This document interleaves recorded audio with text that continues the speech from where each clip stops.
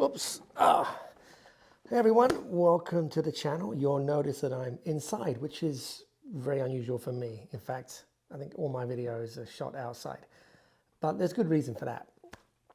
Just recently I picked up the iPhone 13 Pro Max and I've been super impressed with the camera.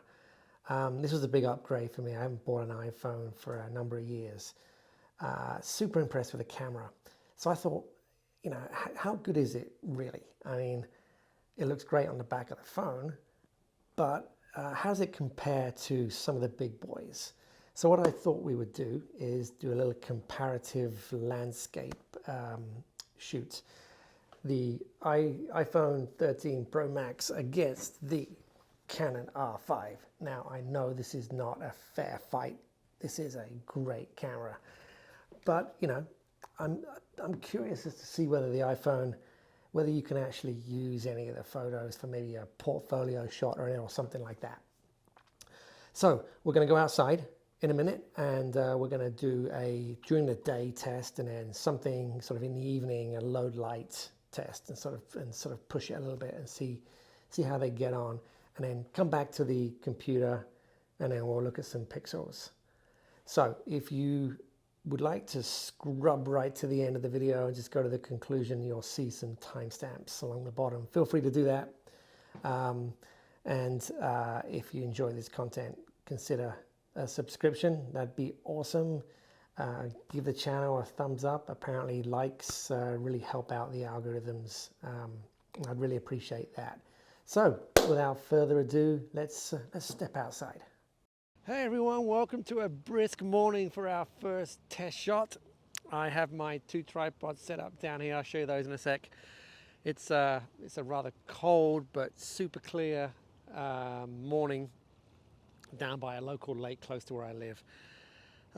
So we're going to take two test shots. One with my R5 set to about 26 millimeters in focal length. That's equivalent to the normal sort of 1x mode on the iPhone. And then I'm going to switch lenses and I'm going to take a 76, 77 millimeter shot, equivalent to the zoom, 3x zoom on the phone. So we'll end up with 4 images this morning. So you can see my setup here. There's my R5, my iPhone 13 is going to go there. I'm actually filming with the iPhone 13 right now, and I got to say the filming quality is just absolutely amazing. I think I'm going to do all my YouTube videos with this phone from now on. I am sheltering behind this tree because the wind is quite cold. So let's get on with this because my hands won't be able to last too much longer. Okay, you can see my settings with the R5. No, you can't. Where are they? There they are. 1/160th f11. That's the sweet spot for this lens. ISO 100, and I am gonna focus on the horizon right over there. Take the shot, and good to go. All right, now I'm gonna get my iPhone set up here and I'm gonna show you what the back of the screen on the phone looks like, but I'm going to use the ProRes mode in the iPhone, which is equivalent to RAW. So I'm going to make sure that's set. I've got it set to 1x, take the photo, focus on the horizon. There it is. Okay, I've switched lenses now. Now I have my 70-200 on, and I've set it to as best I can 77 mils on with its focal length, and I'm focusing again on the horizon. Settings are actually pretty identical. Take the shot. There we go. And now I'm gonna use the 3x zoom feature on the iPhone.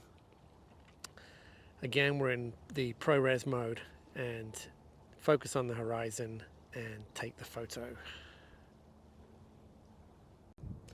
So that's it, test shot number 1 done. So what I'm going to do is come back down here this evening when we can test these two cameras out in low light. I'm going to have exactly the same setup, exactly the same place, so I won't spend too long videotaping that. It's going to be the same sort of thing, and then we'll put them all 4 images on the computer, and we'll take a look when we get back home tonight. Okay folks, I'm going to keep this quick. It's cold, but I'm back down at the lake again. Slightly different location, same lake, exactly the same setup as last time. The light you can see is a little bit dull. Sunset about 5 minutes ago, so we're going to try and shoot the same kind of shots as last time. Okay, so we're in Lightroom and I have my 8 images here. The 4 green images are from the iPhone and the 4 red are from the Canon R5. I'm looking at these, you know, they're not great compositions, but what we're going to be doing is focusing on some of the details within the images, so the composition is really not that important. Image 1, I'm going to select image 1, I'm going to hold down Command and select image 3, and then go to this X and Y button down here, or you can click C on the keyboard as well, and it will give you a side-by-side comparison of the 2 images. So I'm just going to zoom them out so you can see what we're working with here. We've got the iPhone on the left and the R5 on the right, and this is the wide angle during the day, obviously. And just by looking at it at this magnification, both look really good. In actual fact, I'd say the iPhone looks a little sharper. I know they do some sharpening in the phone itself, but both look really good. By the way, all these images are completely unedited. The only thing I did was straighten the horizon out. I haven't touched them in any other way. I just want to show you one thing here that's interesting. The pixel dimensions over here in the on the right hand side. Right now, the R5, we clicked on the R5, it has 8,000 times 5,000 pixels. If we click on the iPhone, it's 4,000 to 3,000, so it's about 50% less pixels with the iPhone compared to the R5. So you would expect the R5 to show more detail because there's more pixels and each pixel holds a certain amount of detail, and there's more of them. So we'd expect the R5 to be sharper, especially when we zoom in. But just looking at this magnification here, both look good. I would say the iPhone looks a little bit clearer. So when you zoom in, you can totally see there's more detail with the R5 than with the iPhone, which is what you'd expect. The iPhone looks quite pixelated, but we're at 1,000% with the iPhone, so we've really zoomed in a lot. If we dial that back to say 150%, it looks pretty good. It looks pretty good. And we'll move the R5 back too. I would say, you know, both the R5's a tad clearer, but there's not a lot in it. You don't notice a lot until you really zoom in.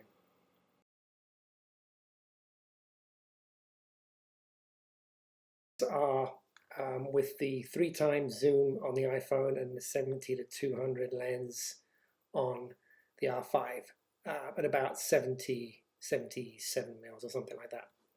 In actual fact, I can tell you exactly what it was, 79 mils. So I was pretty close.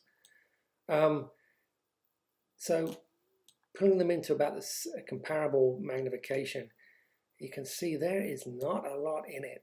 And this 70 to 200 RF lens is a great lens, but the iPhone is fantastic. I mean, there's slightly more definition in the windows of this triangular house here, slightly more. But if you're standing a meter away from the computer, you barely see any difference.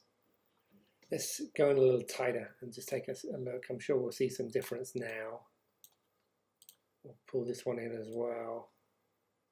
Yeah, you can see there is when you zoom in, or if you cropped in, for instance, then you start to see some some differences. But again, if you go back to the image, I'll pull this one back too. We'll go back to, that's 48%. Oops, there we go. 100% on the iPhone, which is 50% on the R5 in terms of magnification. There again, there is not a lot in it. The R5, because I was focusing on the horizon, this was the bushes in the foreground were fairly close to the camera, so these are out of focus. The iPhone has kept everything pretty sharp all the way through. Well done to the iPhone on that. Yeah, it's just now if you were printing these out, so the iPhone it's a 12 megapixel camera at 300 dots per inch. And I'll put this information on the screen so you can see what I'm reading here. At 300 dots per inch, you can create a 13 by 10 image.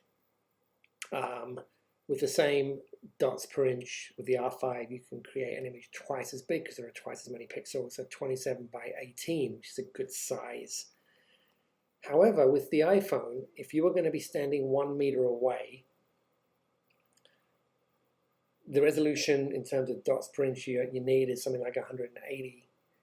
You can print a 22 by 16 and it will still look acceptably sharp from 1 meter away.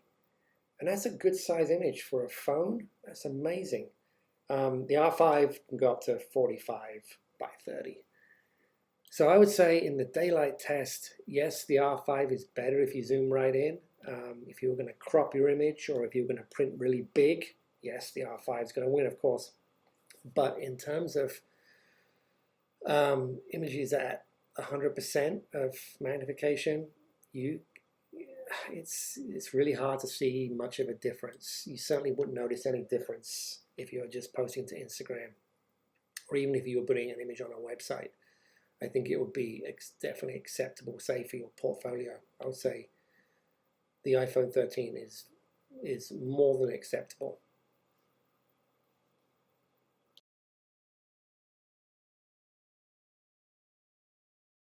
Right, so here's our low light test. Just looking at them,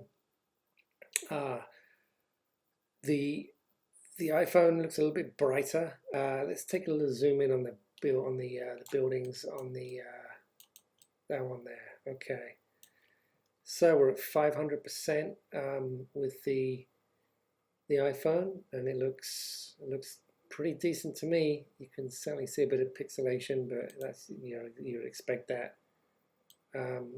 Zooming in on with the R5, yeah, definitely sharper. You can even see a little bit of brickwork on the side of the house. But again, with same thing. The R5 does better when zoomed in, obviously, because there's more pixels. But if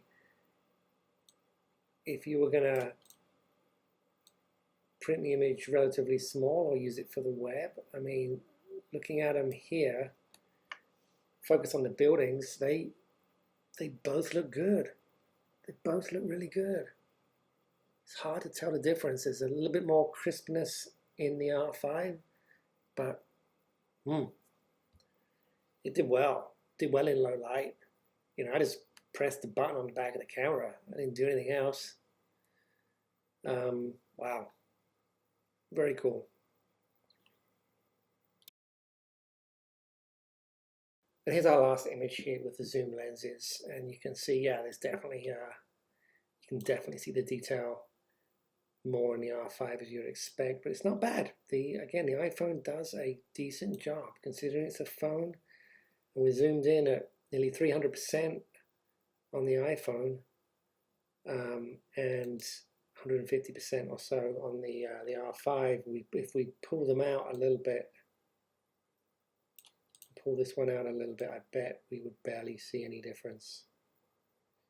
A tiny bit, yeah, tiny. I mean, there's a tiny bit there, right?